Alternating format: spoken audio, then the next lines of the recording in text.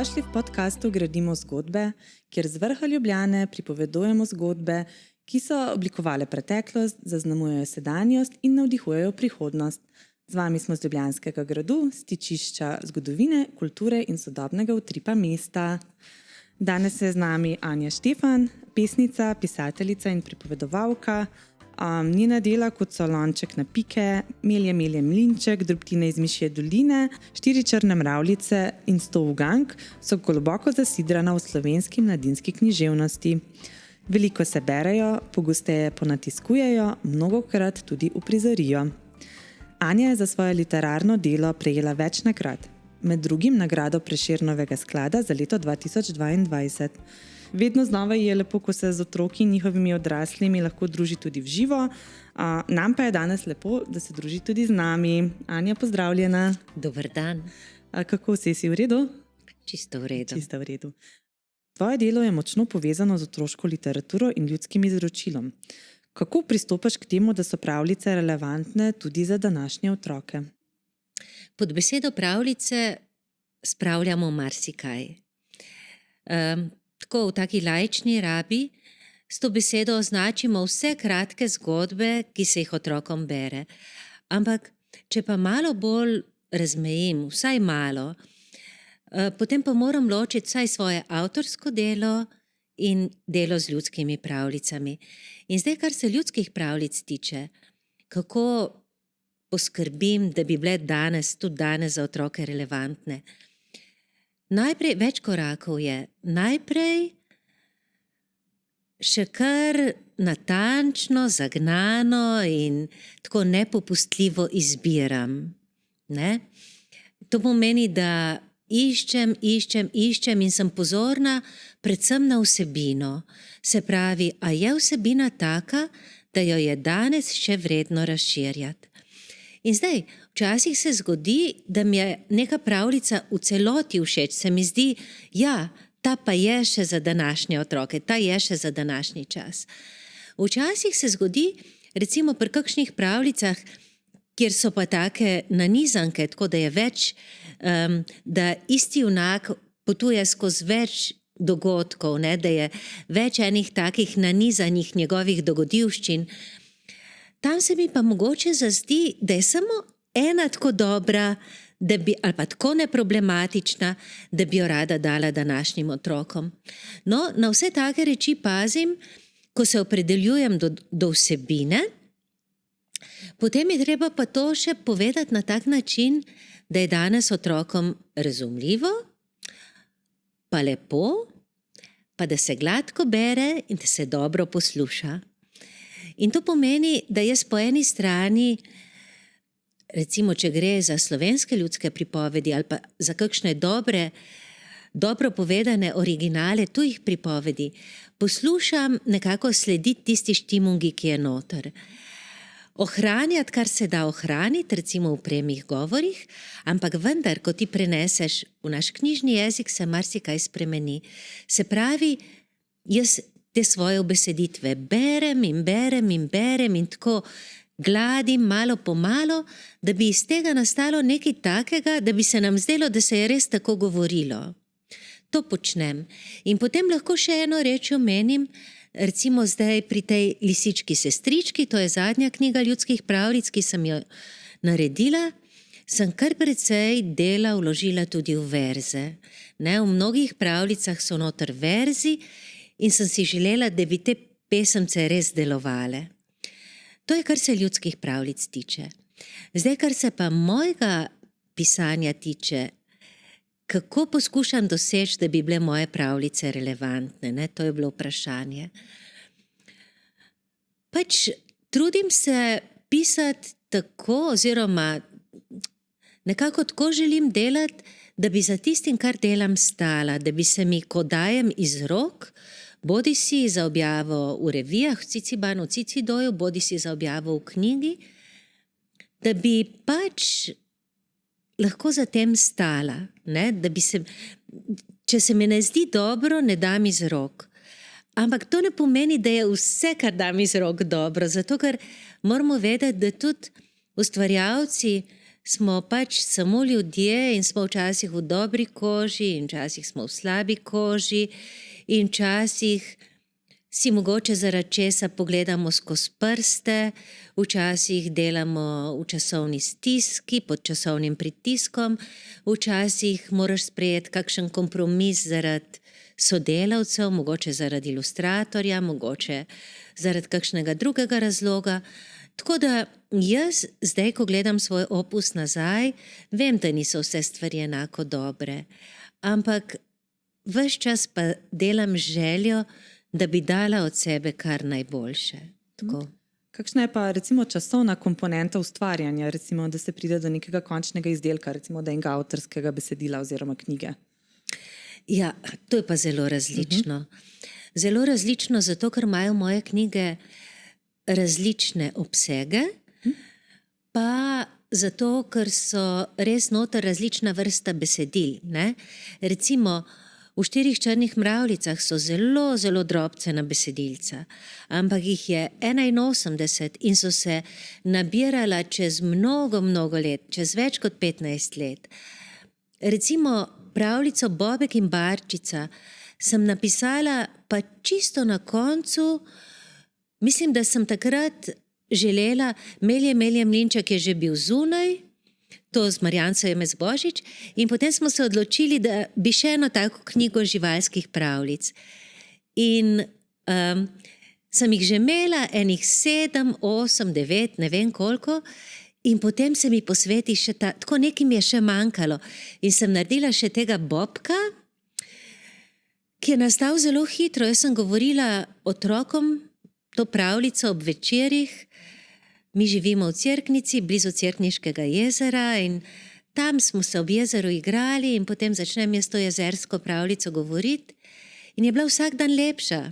Ko sem jo ponavljala, je bila vsak dan lepša in se mi je zdelo, pa ta je za zapisati, ne? Tako da je nastala v resnici tako, sem jo na koncu prinesla uredniku, še ta bi šla noter in je rekel, ne, ta bo pa posebej za v knjigo.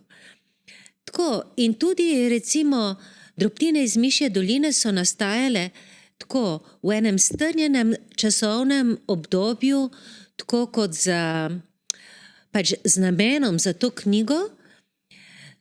Za Lonček na pike recimo, ali pa za Čez potoček in naprej, ali pa za večino mojih drugih zbirk, pesniških zbirk, se pa pesmi nabirajo čez daljše časovno obdobje, zelo postopoma in je vsaka od teh pesmi en čisto drugačen svet. Ne, niso tako na eno vižo uglašene.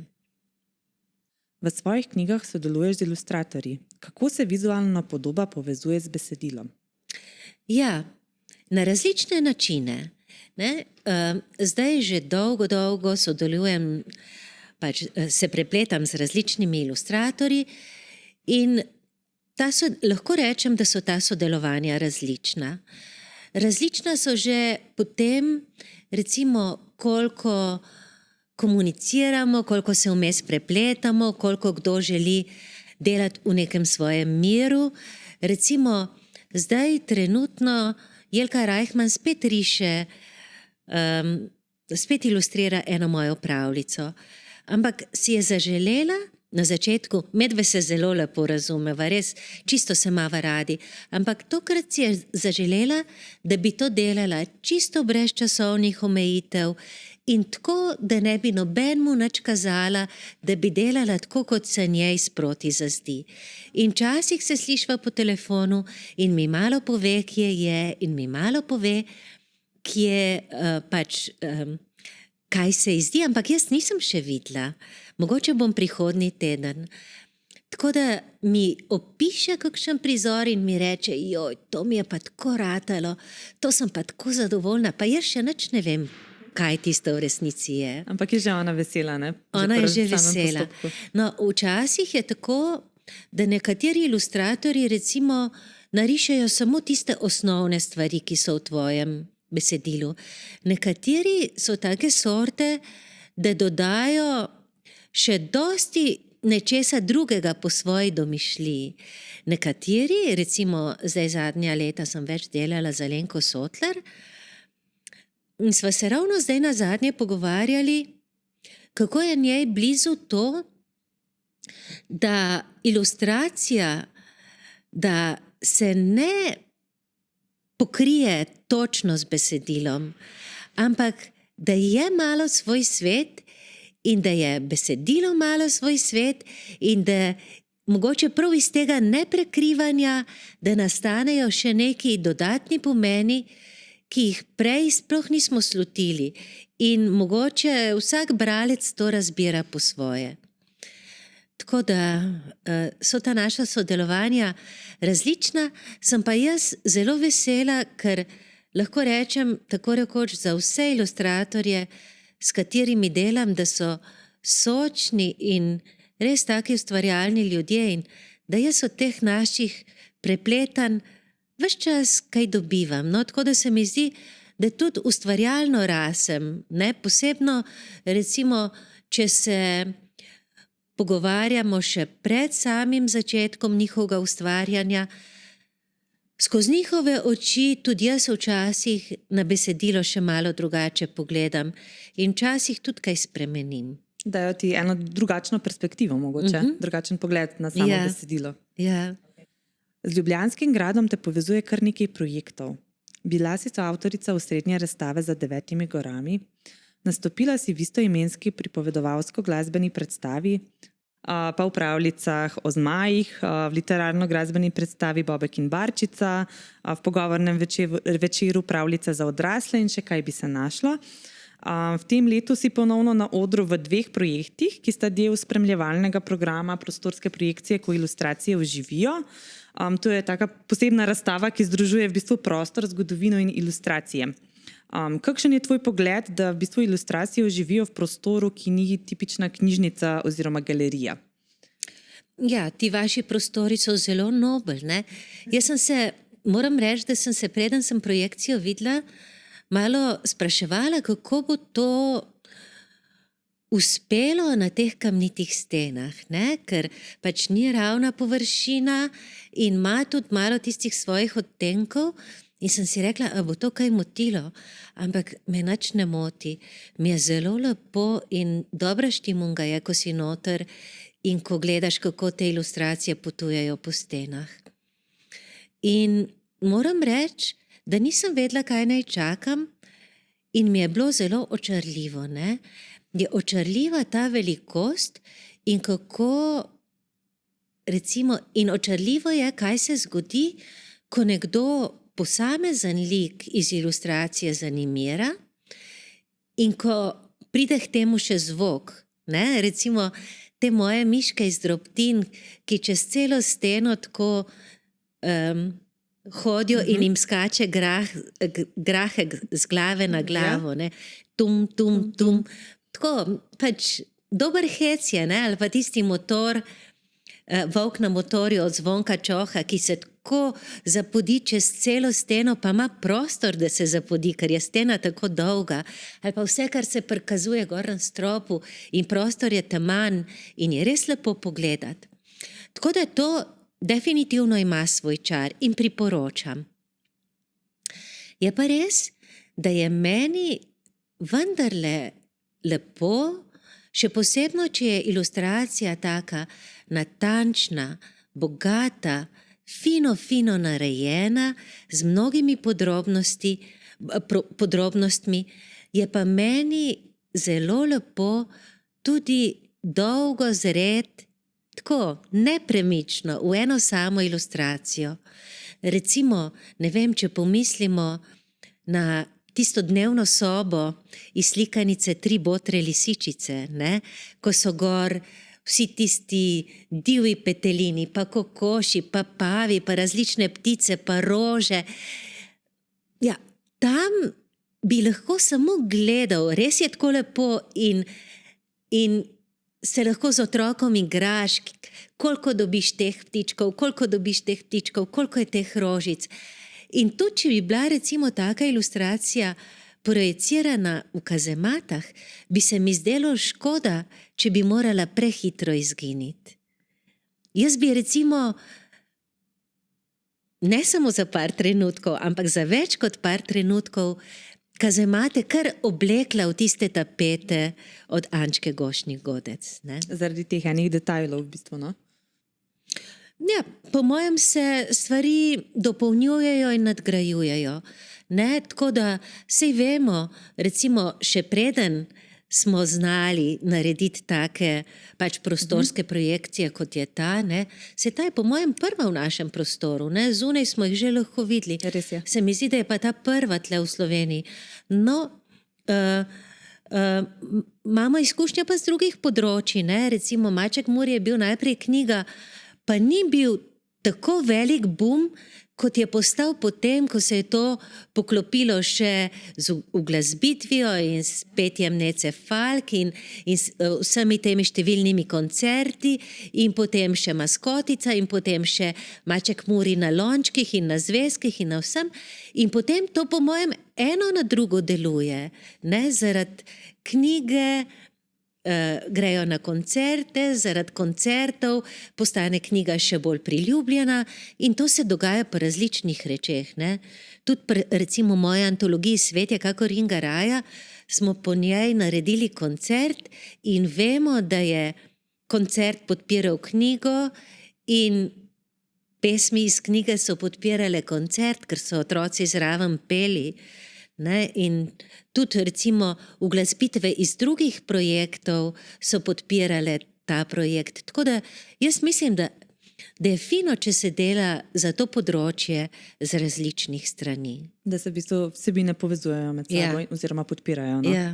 V času hitrih vsebin in kratke pozornosti ima prepovedovanje zgodb skoraj uporniški značaj. Zakaj se ti zdi, da še vedno potrebujemo počasne, žive zgodbe?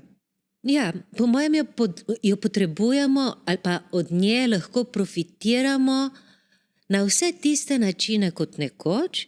Se pravi, če so zgodbe dobro izbrane in dobro povedane, tako da nas pritegnejo, da res prisluhnemo, potem še zmeraj dobimo tisto, zaradi česar so sploh nastale. Dobimo neko presejano človeško izkušnjo, dobimo lahko, če je smešna, kakšen kanček veselja, mogoče malo nabritosti, mogoče malo duhovitosti, mogoče malo modrosti, vse to. In dobimo lahko živ stik s sočlovekom. Lahko je to pripovedovanje, branje tako ena na ena doma, lahko je v vrtcu, kjer je ena taka skupinca otrok, v šoli, ne vem, v knjižnici, na kakšnih pravljičnih uricah, lahko je pa tudi na pripovedovalskih prireditvah. In čeprav se neredko zgodi, da je na takih javnih prireditvah publika kar velika, ne? Lahko je 100 ljudi, lahko je 200 ljudi, lahko je 300 ljudi, lahko jih je še več. Se v trenutkih take skupne pozornosti vseeno včasih kar samo od sebe zgodi, da imaš občutek, da smo povezani. Povezani skozi tišino in skozi potovanje po istem svetu in skozi doživljanje istega, čeprav samo skozi zgodbo. Tako da meni se zdi, da so to lahko tudi v današnjem času izkušnje lepote, ampak ne samo lepote, lahko tudi prav ene take blagodejnosti. Če se ne bi prevečkrat zdaj uporabljalo besede zdravilnosti, bi z veseljem tudi to dodala zraven. Sem previdna, ne, zato ker se včasih tudi zlorablja, ampak ja, meni se zdi, da to na človeka prav tako deluje, da mu je lahko ob tem dobro. In hkrati se mi zdi, da je zelo dobro danes zgodbe govoriti tudi zato, ker ima precej otrok načeto pozornost. Pa ne samo otrok, tudi odraslih, ne? Ampak za otroke nas malo bolj skrbi. In se mi zdi še in še pomembno iskati priložnosti, ko jim lahko na zanimiv način posredujemo neko vsebino, ki njihovo misel pelje, ki jih umiri in spravi k enemu takemu umirjenemu, daljšemu sledenju, taki jasni, pomenljivi vsebini. Za konec zdaj vam narediti še en hitri grajski kviz. No, Pripravljena? pripravljena. Pripravljena. Se spomniš, da si prvič obiskala Ljubljanski grad? Ne, sem pač prav tako poskušam priklicati, ampak se res ne spomnim. Zato, ker sem bila jaz pač kot otrok doma na Primorskem, vem, da smo prišli, vem, da sem hodila, vem, da sem ga gledala, ampak ne vem, nimam jasnega spomina, nimam jasnega vtisa, ampak lahko ponudim pa eno drugo zanimivo zgodbico v zvezi z gradom. Da slišimo. Ko sem bila jaz študentka, sem živela v študentskem domu na Gerbičevi 59 in prav iz študentskega doma sem šla roditi, pač sva čakala dojenčka, tako da jaz sem šla iz študenta ven direktno pač v porodnišnico roditi 25. maja 92. In ko se je naša hčerkica rodila, je cela Gerbičeva divja praznovala. In so si potem zmislili, da bi za tak praznik pa morali imeti eno slovensko zastavo. In so se poskušali domisliti, kje bi zastava bila, in jim je prišla na misel samo Jelinčičeva hiša, kamor si niso upali iti, in Ljubljanski grad. In so se spravili, pač ti naši prijatelji, sred noči na Ljubljanski grad po zastavo. In takrat se je Ljubljanski grad obnavljalo in je bil cel v teh zidarskih odrih in so prelezli gor po zunanji strani na vrh obzidja in potem gor po strehi pod stolp in so imeli s sabo tiste vrvi za vleč avto. Ja? In so poskušali to nekako vreči gor na stolp, da bi prišli do zastave, ampak k sreči je bila ta vrv prekratka, tako da se niso spravili na stolp plezati in je vašemu gradu zastava ostala. Še dobro. Ampak ker so do zastave vseeno morali priti, so jo potem pač posvojili na stavbi Rdečega križa tam na Rimski in je vihrala na Gerbičevi naši prvi hčerki v čast. Lepa zgodba. Taka, to pa je res en tak poseben spomin. Ta je bila do zdaj skrita. Skrita? Smo se včeraj na ta račun slišali in so rekli, naj imem pa raje ne povem, kdo je gor po gradu plezal. No, se niso hoteli izpostaviti.